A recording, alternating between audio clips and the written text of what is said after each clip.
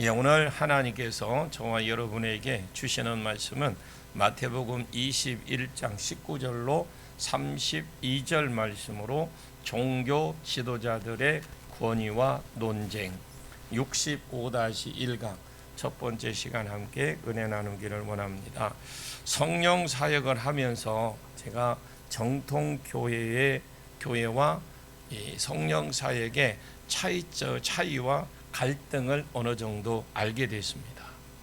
그러면서 이 세계하고 저 세계 간에 갈등이 있구나라는 것을 깨닫게 됐습니다. 말로 다 하지 못하는 야당, 여당 갈등이 있는 것처럼 이 세계의 보수 교단에 우리가 가기 전에 이 세계의 성령을 음성을 듣는 것은 없다. 직통 계시는 없다. 오늘날 예언은 끝났다. 66권으로 되었으므로 예언은 끝났다. 설교가 예언이다. 저도 그렇게 배웠고 신학교에서 배웠습니다. 그리고 치유도 없다. 축기도 없다. 귀신도 없다. 다 없다라는 겁니다. 있어도 전설의 고향, 그 전설의 고향에서나 귀신이나 있는 것이다. 그냥 사람 속에 믿는 자 속에는 귀신이 없다. 이것이 우리가 배운 귀신론이고, 치유가 가끔 일어나는 것도 어떤 선교 현장에서나 이런 곳에서 일어나는 것이지 안 일어난다. 일반 은총은 의사를 주었고 약을 주셨기 때문에 그것을 먹고 그냥 병원에 가야 된다. 이렇게 잘 배웠습니다. 그것이 다인 줄 알았습니다. 그러나 제가 성령 사역을 시작하면서 치유와 예언이 일어나고 귀신이 쫓겨나고 온갖 사역들이 다 풀어졌어요. 음성을 듣게 되고 보이고 영안이 열리고 눈이 열리고 이 세계 저 세계 간에 깊은 갈등이 있구나 하는 것을 성령 사역을 통해서 알게 된 겁니다. 그래서 이 사역을 처음에 할 때 나는 이단이다. 우리는 아니다. 여기가 맞다. 여기 자기네들은 저기가 자기네들이 정통이다. 여러분 다 장단점이 있는 것 같습니다. 그러면서 서로 치열하게 싸우죠. 이런 갈등이 성경 안에도 나옵니다. 예수님이 예루살렘에 올라갔죠. 올라가셔서 맨 먼저 성전을 찾습니다. 지난주에도 말씀드렸지만 올라갔을 때에 누가복음에 의하면 예수님이 그 성전을 보면서 눈물을 흘리셨다. 그러면 왜 예수님이 눈물을 흘리셨느냐? 예수님 눈에는 이 예루살렘 성벽이 무너질 것과 아이들이 그 다리를 잡고 바위에 맺혀서 죽는 모습, 그것이 예수님이 떠난 이후에 30년 후에 AD 70년에 그런 일이 일어나는 것 그대로 예수님이 보이신 겁니다. 예루살렘이 망하는 것이 보였기 때문에 예수님은 눈물을 흘리셨습니다. 그러면 주님은 왜 이런 상황에서 성전을 찾아가셨느냐? 이 예루살렘이 이스라엘이 안 망할 수 있는 유일한 해답은 성전에 있었습니다. 성전에서 깨어서 일어나고 깨어서 기도하고 깨어서 말씀을 가르치고 깨어서 중보한다면 예루살렘에 소망이 있을 겁니다.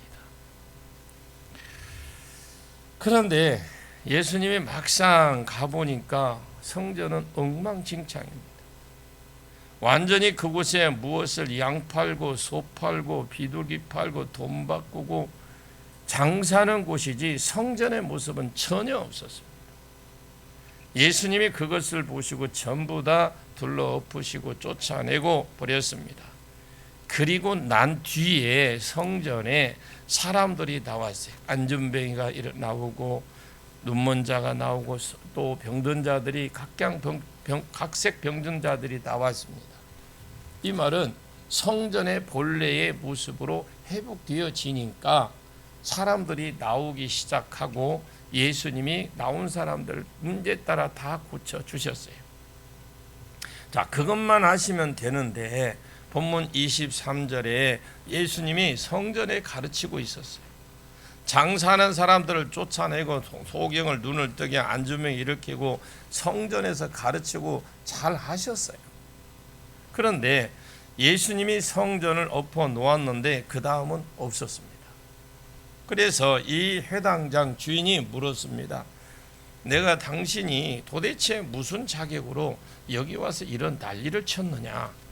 그때 예수님이 그냥 그래요 미안하다야 하고 가면 되는데, 모든 권세는 두 가지가 있다. 첫째, 하늘로부터 내려오는 하나님께로부터 내려오는 권세가 있고, 둘째, 사람으로 말미암아 주어지는 권세가 있다. 그래서 나는 사람으로부터 주어지는 권세, 하나님께서부터 주시는 권세가 있다. 그리고 내가 하나님 나라에 들어가고 내가 하나님 나라에서 복을 받으려고 한다면 이 사람이 주는 권세에 대해서 알고 받아야 되겠지만, 하나님으로부터 오는 권세를 먼저 인정하고 존중할 줄 알아야 네가 하나님으로부터 오는 복도 받을 수 있다. 하나님 나라에 들어갈 수 있고 복도 받는다. 그곳에 있는 온갖 좋은 것들을 누릴 수 있는 것입니다.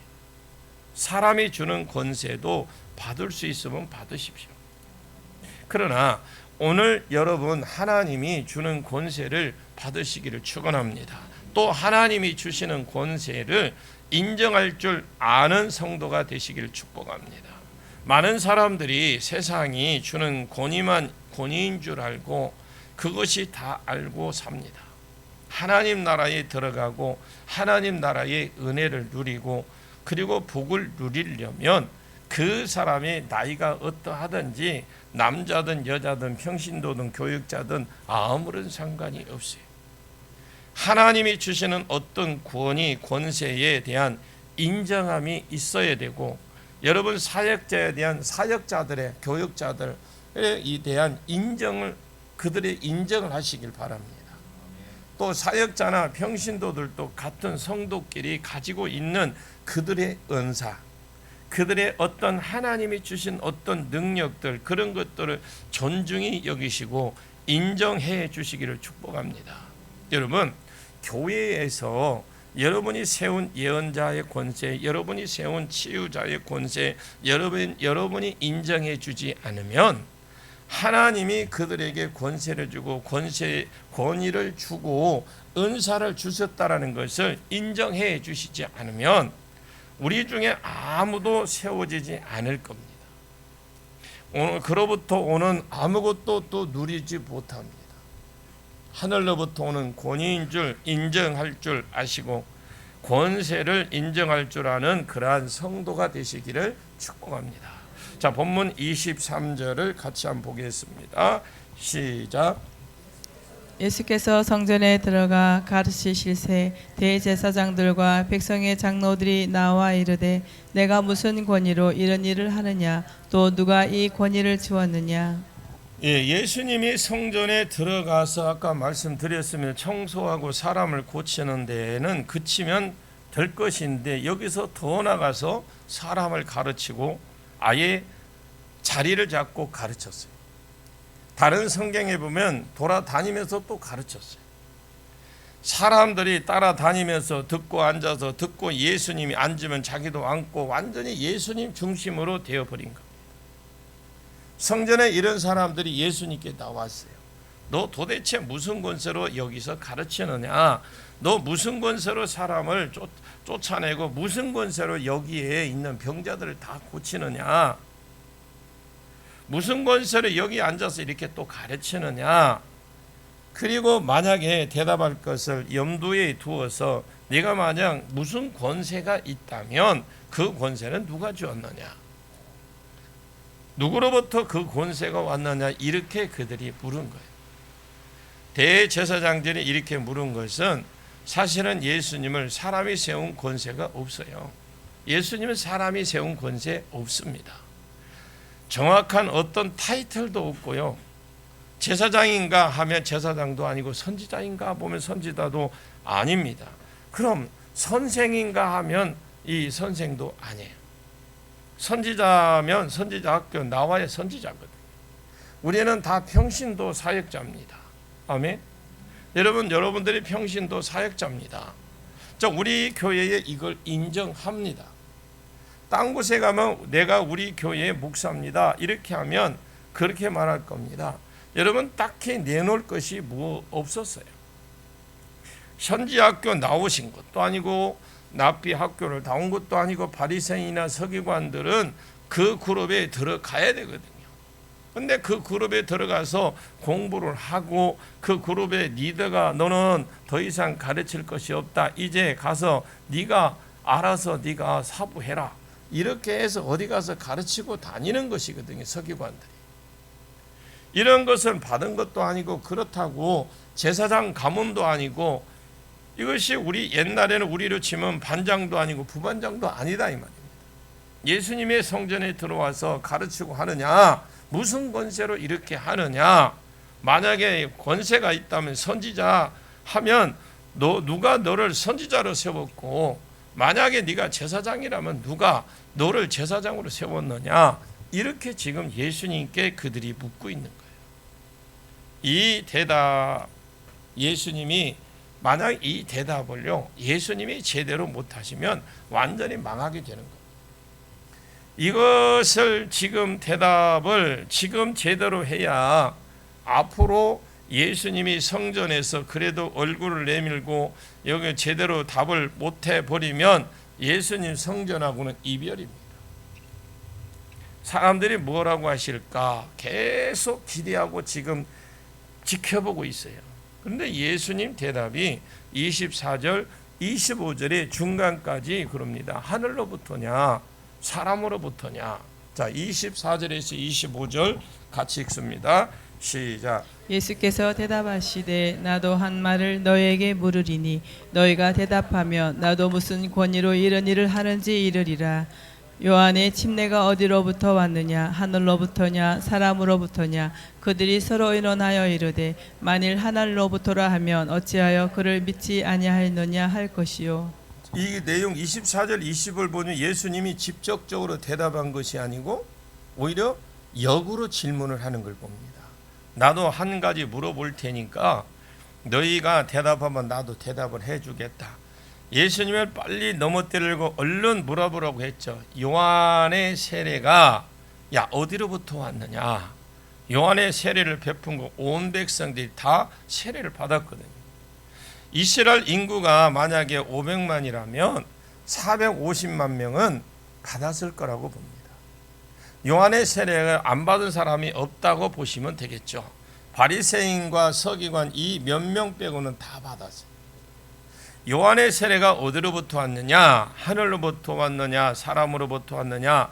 하늘로부터 왔느냐 이 말은 유대인들은 하나님의 이름을 신명이라고 해서 잘 안 씁니다. 신명이라고 해서. 그래서 평소에 주여 아도나이 이렇게 썼어요.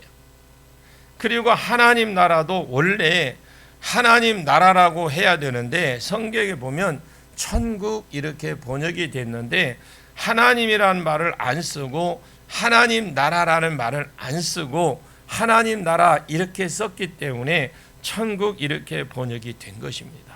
그래서 하나님으로부터 하늘로부터 왔느냐 이 말은 하나님께로부터 왔느냐 사람으로부터 왔느냐 그 말이거든요. 그러면 이것이 무슨 말입니까? 권세는 어디로부터 온 권세가 있다? 하늘로부터 온 권세도 있고 사람으로 세운 권세도 있다라는 겁니다. 당시에 제사장이 우리가 이거를 알아요. 제사장이 가야바입니다. 이 가야바는 로마 황제가 세웠어요. 그러면 납비들이 이런 사람들도 전부 다 아까 선지자 하면 선지자 학교, 납비 하면 납비 학교에 이런 것이 분명히 자기의 그 이력이 나와. 그래서 요한의 세례가 하늘로부터 왔느냐 사람으로부터 왔느냐 이것이 대답하기 쉬운 것 같지만 쉬운 질문이 아닙니다.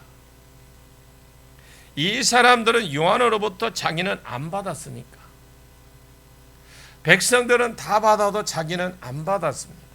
그러면 하나님으로부터 왔다 이렇게 해야 되는데 하나님으로부터 왔다 하려고 하니까 자기가 세례를 안 받은 거예요. 또 만약에 하나님으로부터 왔다라고 인정해 버리면 야, 그러면 너는 왜 안 받았느냐 이렇게 할 것이고, 요한의 목이 터져라 증거한 부분이 누구냐? 예수님이거든요.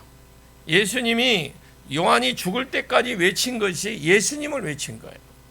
보라, 세상 죄를 지고 가는 하나님의 어린 양이다. 보라, 나도 그분을 몰랐는데 나보고 물로 세례를 주시라 하신 분이 이가 물로 세례를 주고 있으면 성령이 형체로 비둘기같이 임하는 사람이 그 사람이 있을 것인데, 야, 그 사람이 메시아다, 메시아다고 해라.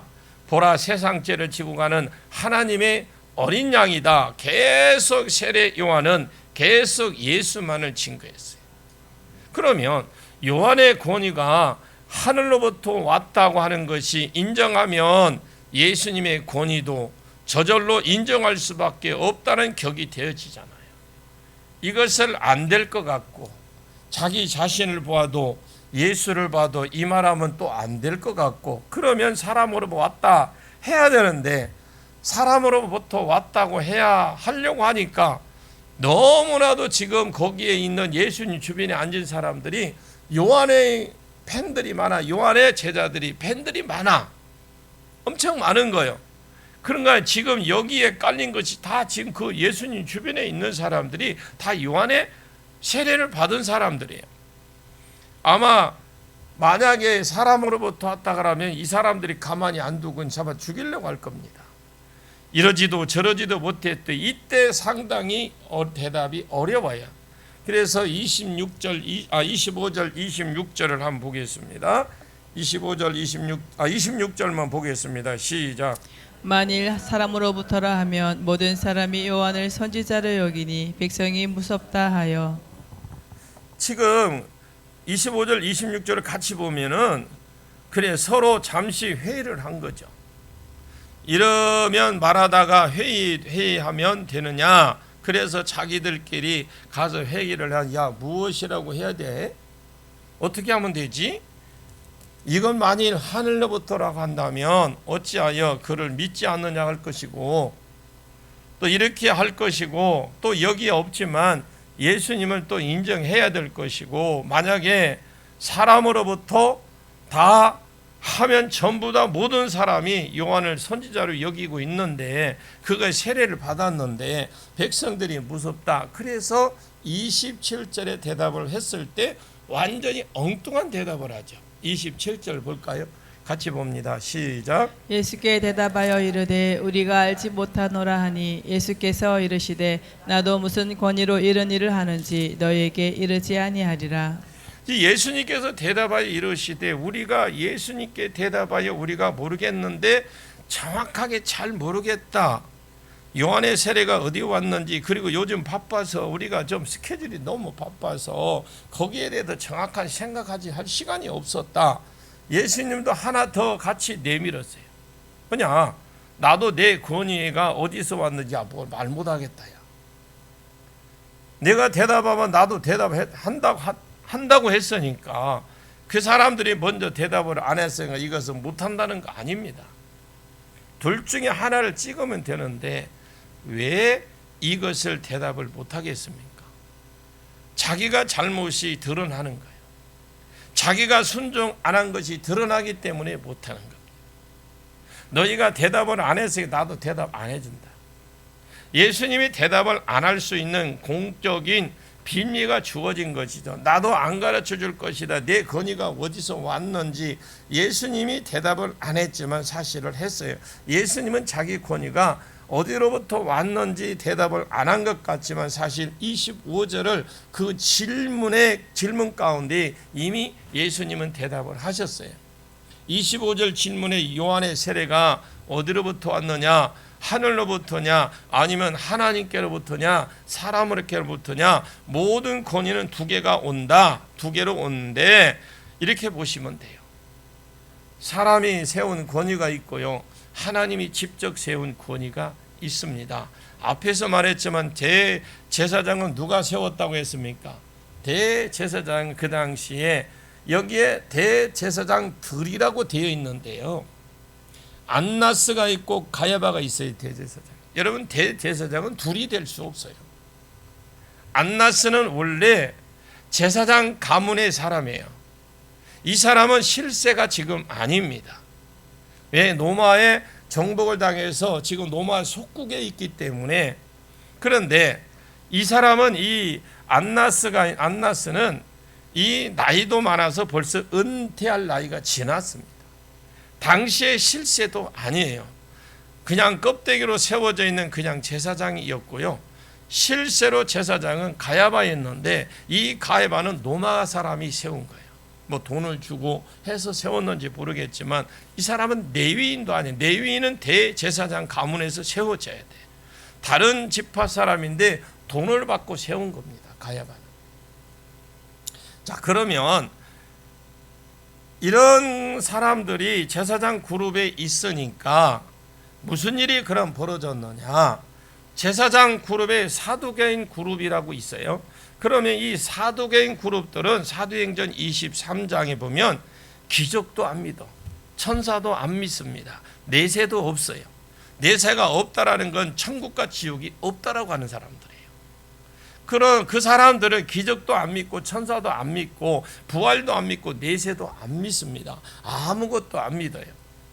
한마디로 하면 불신자예요. 지금 이 제사장, 이 사두개파 제사장들은 그냥 불신자로 보시면 돼요.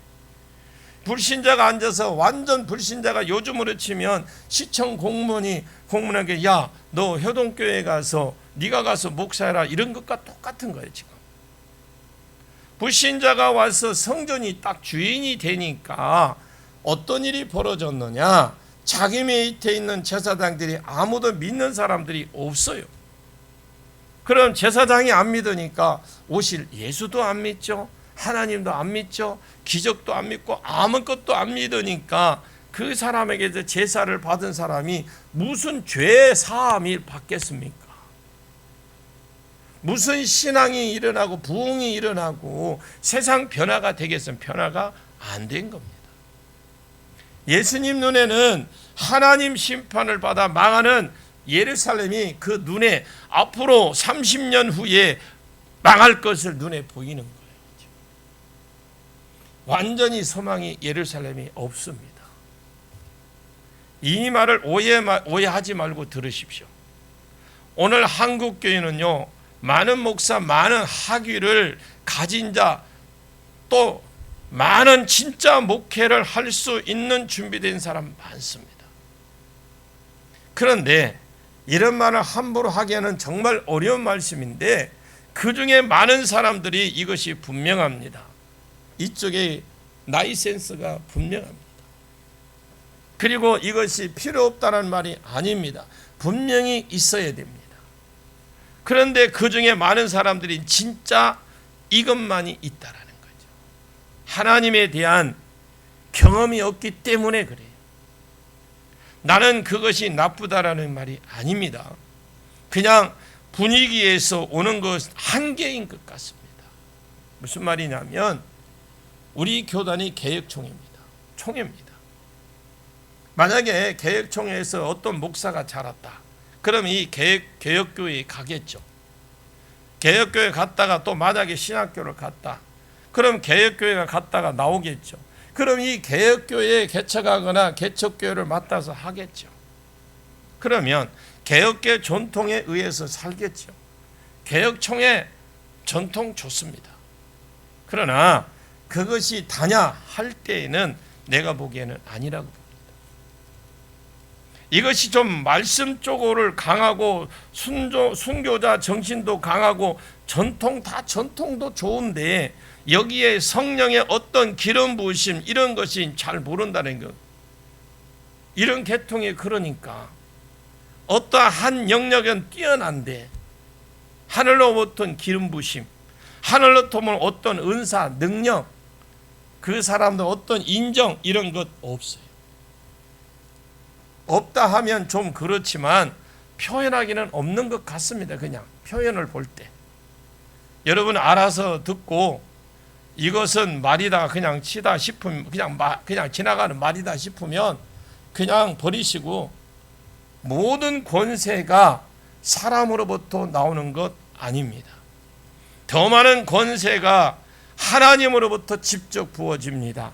손에 들린 것 없다 할지라도 손에 들린 목회자 어떤 자격증, 저 사람 목사 안수를 받았든지 뭐 신학교 졸업장이 있다든지, 저는 신학교 졸업장이 있어요.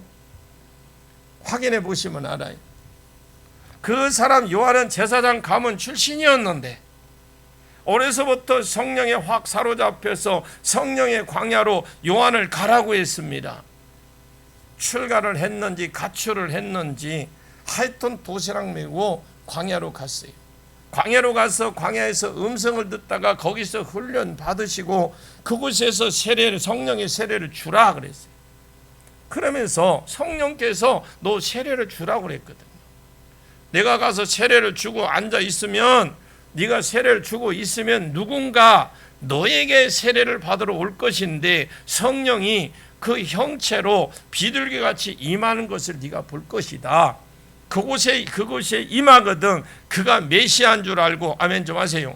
여러분들이 그가 메시아인 줄 알고, 이사야, 너는 이사야 40장 3절에 주의 길을 예비하는 광야에서 외치는 자 소리를 줄 알고 그 사람을 열심히 증거하는 자가 되라. 이렇게까지 자기의 사역을 가르쳐 주었어요. 누가? 세례 요한이. 그래서 열심히 회개의 세례를 외치고 나는 물로 세례를 주거니와 내 뒤에 오시는 이는 나보다 훨씬 능력이 많으시니까 불과 성령으로 세례를 주신다. 그분이 누군지 물은 거예요. 그분이. 그러다가 어느 순간에 세례를 어떤 분에게 딱 주었을 때 요한이 하늘이 열리고 소리가 나는 이는 내 사랑하는 자요 내 기뻐하는 자라, 그런 소리가 들렸고 늘 듣던 그 음성이 들린 거예요. 하늘에, 그러니까 세례 요한이 광야에서 늘 하나님의 음성을 듣던 소리를 다시 또 들은 겁니다. 그뿐만 아니라 성령이 형체를 비둘기같이 그분에게 임한 거예요. 그때부터 요한이 열심히 예수를 증거했습니다. 보라, 세상 죄를 지고 가는 하나님의 어린 양이다. 이렇게 예수를 끊임없이 증거를 했어요. 요한은 사람이 갖고 있는 나인센스 어떤 스펙은 없어요. 없지만 사람으로부터 권세도 없지만 그는 하나님께로부터, 하나님으로부터 부여진 권세가 있었습니다. 여러분, 하나님으로부터 부여지는 권세를 받으십시오. 그리고 그 당시에 사람들이 준 어떤 스펙이나 나이센스를 가지고 권세를 가지고 있는 그 당시 사회를 변화시키지 못했지만 오히려 하늘로부터 오는 원세를 받았던 요한이 세상을 뒤집어 놓은 거예요. 예수님도 마찬가지예요. 예수님 무슨 선지자입니까? 납비입니까? 사람들이 예의상 병자 찾아와서 제사장도 아니고 딱 깨놓고 아무것도 없는 분입니다. 예수님은. 그러나 그는 하늘로부터 온 권세도 있었기 때문에 그것이 열매로 나타났잖아요. 가르칠 때의 설교를 들으면서 사람들이 변화받고 그가 손을 얹은 즉 소경들이 눈을 뜨고 저른바리가 일어나고, 아멘 좀 해봐요. 우리 예수님이 그렇게 하셨어요. 귀신들이 떠나가고 풍랑도 잠잠하게 하고 죽은 자를 일으키게 하는 하늘로부터 오는 어떤 라이센스를 하나님으로부터 온 어떤 권세를 가지고 그에게는 있었어요. 예수님께. 그것을 사탄의 나라를 하나님 나라로 변화시킨 거예요. 아모스 7장에 아모스라는 사람이 나온다고 하십시오. 그냥 아모스라는 사람이 나와요. 7장에. 이 아모스가 하나님의 공의를 늘 말하고 하나님 나라에 대해서 설교를 했어요. 근데 하나님의 공의를 말했으니까 호세아는 무엇을 말했습니까? 설교 제목이 하나님의 사랑을 호세아는 잘했고, 그것이 호세아의 타이틀이야. 하나님을 열심히, 하나님은 사랑이다, 하나님은 징계를 하시지만 감싸 안으시는 분이다, 3일 만에 치료해 주실 것이다, 하나님께로 돌아와라, 그러면 너희들이 안전하다. 그렇게 계속 설교를 했어, 호세아. 그러나 아모스는 그렇지 않았어요. 너희 죽을 줄 알아라. 너희가 그 죄를 짓고 네가 어디를 간들 편안한 줄 아냐. 너 망할 것이다. 사자를 피하면 곰을 만날 거고, 곰을 피해서 집에 가보면 벽에 손을 대고 후유하는데 벽에서 야 뱀이 나와서 너 죽을 것이다. 사자와 곰이 우글우글하네. 이렇게 하고 집에 들어가면 뱀이 나와서 물어버려서 그래서 죽을 것이다. 이렇게 설교를 하는 거예요. 아모스가 오늘 우리 교회에 있으면 아무도 안 좋아했을 것 같아요. 구약에는 위로하고 권면하고 덕을 세우고 이런 예언이 기준 자체가 없어요. 그래서 망한다, 죽는다 막말을 하는데 누가 좋아하겠습니까?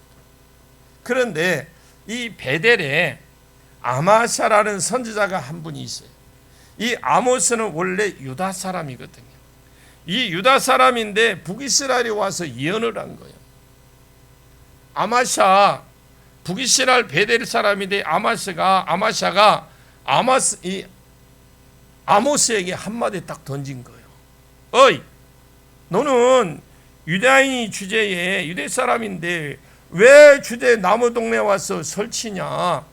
야, 네가 왜 여기 왔냐? 예언하려면 너희 동네에 가서 예언이나 해라. 잘났다고 북이스라엘까지 와서 그렇게 우리가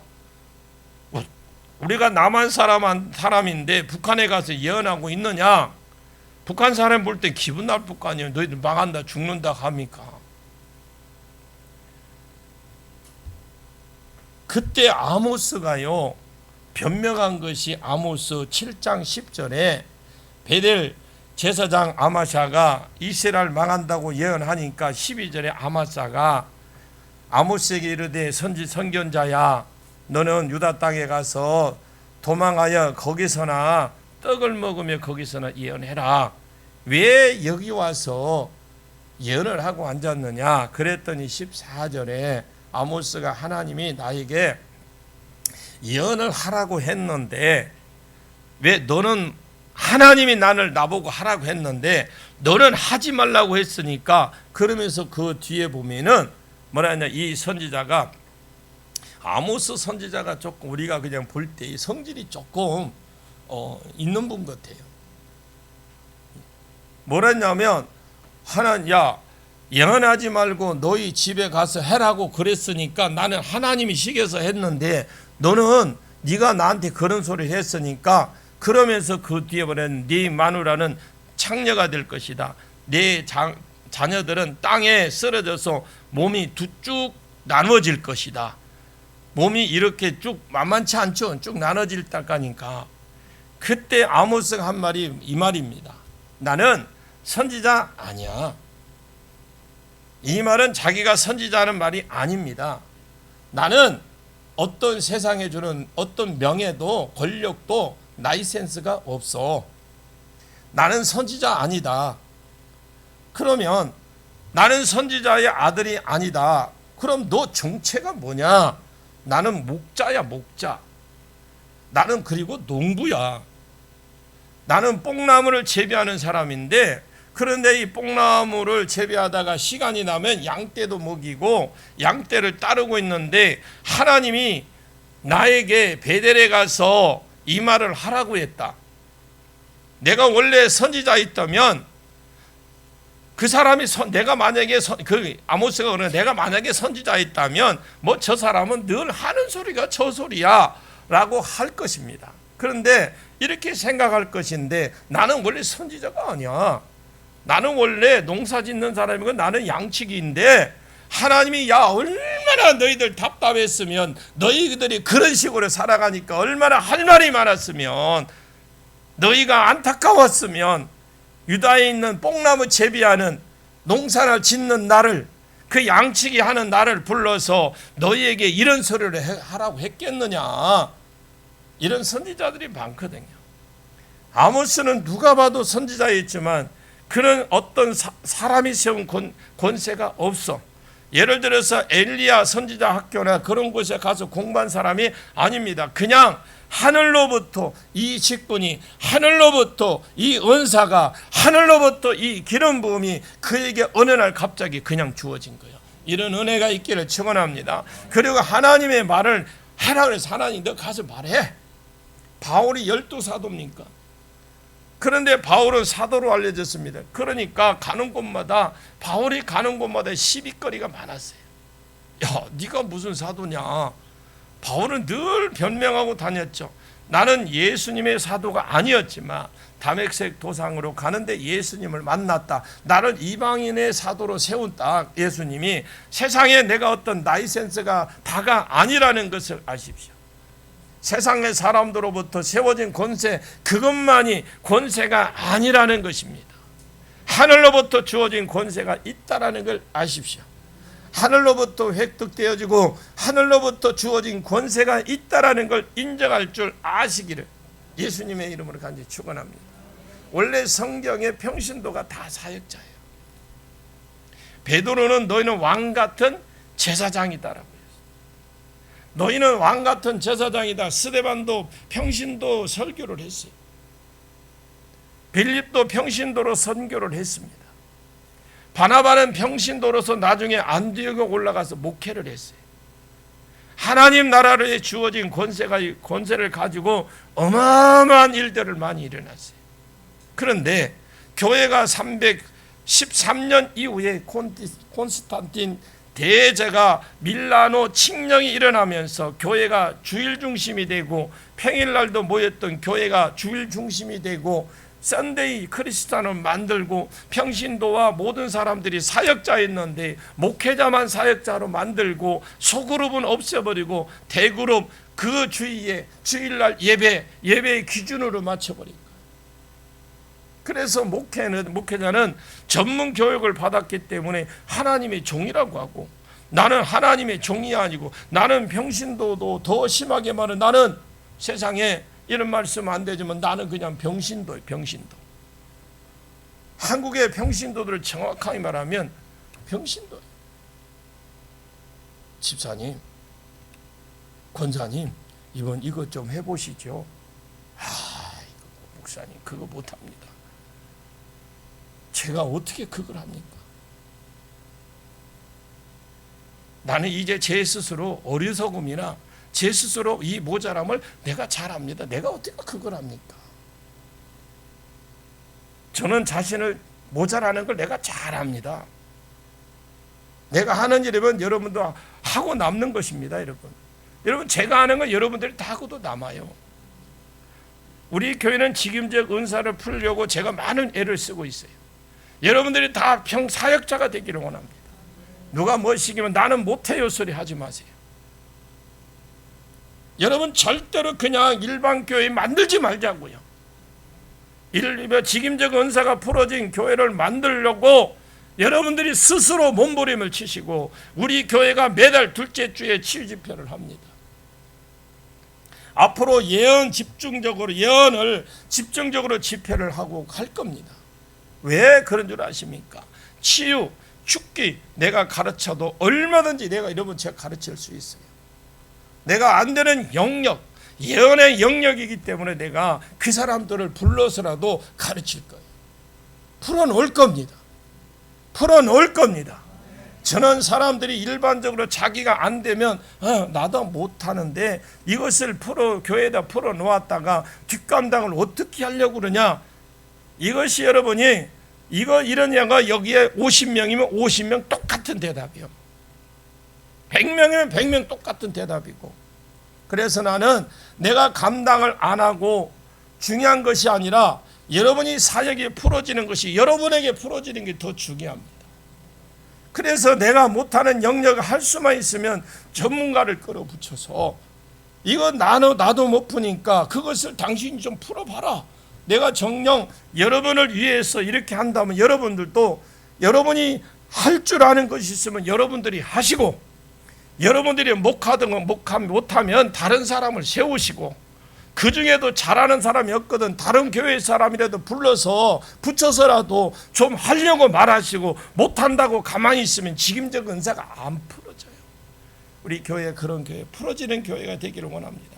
그럼 성령이 안 풀어지면 이 땅에 부흥 안 와요. 모여서 나누기만 하면 이 땅 부흥 안 옵니다. 여러분, 부흥은 성령이 일하시는 걸 믿으시고 성령이 일하게 부흥을 주시려고 한다면, 이 땅에 부흥이 오려고 하면 성령을 인정해야 되고 성령이 일할 수 있는 사역이 풀어져야 될 줄로 믿습니다. 그러면 누군가 성령의 손이 되고 누군가 성령의 입이 되고 누군가 성령이 발이 되어서 성령이 가는 곳이라면 가라 가면 가야 되고, 성령이 중보하는 자면 붙들고 기도해야 되고. 아멘 좀 크게 해봐요. 성령이 없는 곳이란 곳에 대고 얹어야지 가만히 있어 부흥이 안 온다라는 거죠. 나머지 부분은 저 오후에 풀어도록 하겠습니다. 기도합니다. 참 좋으신 아버지, 은혜를 진심으로 감사를 드립니다. 내가 하늘로부터 원세를 구시고 원 권세를 주옵소서. 나만 길러낼 수 있는 물을 길러내는 은사를 주십시오. 그리고 이것으로 인하여서 하나님 나라를 세우고 나도 하나님 나라를 누릴 수 있도록 축복해 주옵소서. 내가 복을 누리려고 둘째의 복을 주시옵소서. 처자들같이 가겠다고 하고 사람에게 보이기 위해서 말만 하고 직분만 받고 하나님 나라에서 아무것도 안 하고 얼쩡거리는 자가 아니라, 내가 창녀였다 할지라도, 내가 불량배였다 할지라도, 내가 전에 세리였다 할지라도, 내가 전에 세상을 보고 내가 나를 봐도 형편없는 자였다 할지라도 하나님이 직접 부어주시옵소서. 아무 스스럼 붙여주시고 권세를 인정하고 달려가는, 겸손으로 달려가는 은혜를 받아서 회개해서 달려가는 자가 되게 해 주옵소서. 하나님 나라의 중심에 딱 서 있게 해 주옵소서. 하나님 나라를 누리는 자가 되게 해 주시옵소서. 예수님의 이름으로 간절히 기도하옵나이다. 아멘.